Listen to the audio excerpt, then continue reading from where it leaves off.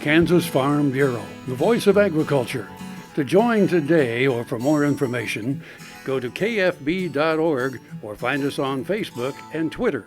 I'm Ryan Flickner, Senior Director of Public Policy at Kansas Farm Bureau. We just wrapped up the annual meeting at the Wabaunsee County Farm Bureau. Great event, great turnout. I guess I was asked to come speak and give a quick update on some of the different policy issues that Farm Bureau has been fighting on behalf for our members over the last few months and over the course of the last year. The national level, no doubt about it, we've been fighting the regulatory zeal and overrun of the current administration, whether you're talking about clean air and climate change issues, the ozone proposal, and then a big one for Kansas Farm Bureau and farm bureaus all across the state and nation is the WOTUS, Waters of the U.S. That's very concerning for us and our members when you're going to take currently 30,000 stream miles and explode that up to over 170,000 stream miles. Once again, those weren't miles that weren't regulated before. They were just regulated by the state government.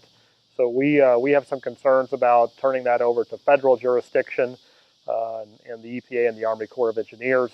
Also highlighted some of the issues that we fought in the 2015 state legislative session. It was the longest in state history at 113 days, but going over 90 days certainly isn't unprecedented. During about 1976 all the way to the early 2000s, every single session went more than 90 days, so that's not unheard of. But the attacks on agriculture were frequent this session when it came to use value appraisal, possibility of removing some exemptions on sales tax for farm machinery and equipment. That certainly struck a chord for Farm Bureau and our members all across the state. The other option that I really talked to our members about was different ways that they can sign up for communications by Farm Bureau. We do offer text alert service.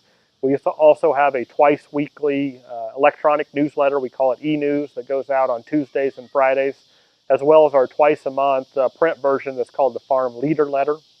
We are converting a lot of folks over from the print version on that to get an electronic copy. Just gets to their inbox or mailbox much quicker than it does through the Postal Service nowadays. We're completing our 96th year as Kansas Farm Bureau.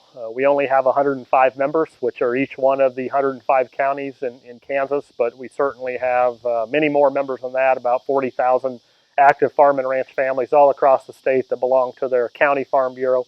Doing a lot of great things. We played a lot of defense during the 2015 legislative session, just protecting the best interest of farm and ranch families and private property rights.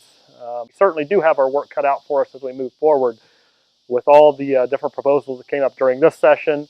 Looks like the budget situation could be just as tight as we gear up for the 2016 session, as well as we've got to figure out where Farm Bureau stands on the current 2-year block grant and where our members want to take us once that 2-year block grant for K through 12 education wraps up.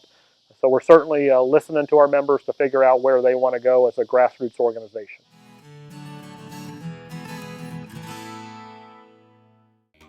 The Kansas Wheat Innovation Center in Manhattan is rediscovering ways to get improved varieties and new genetics in the hands of farmers faster. Grower-led and checkoff-funded research initiatives are bringing about positive change. This grassroots leadership provides a strong voice in Topeka and Washington, D.C. Now is the time to partner with Kansas Wheat in moving wheat forward. Kansas Wheat Commission and Kansas Association of Wheat Growers, farmers investing in their future and yours. Log on to rediscoverwheat.org.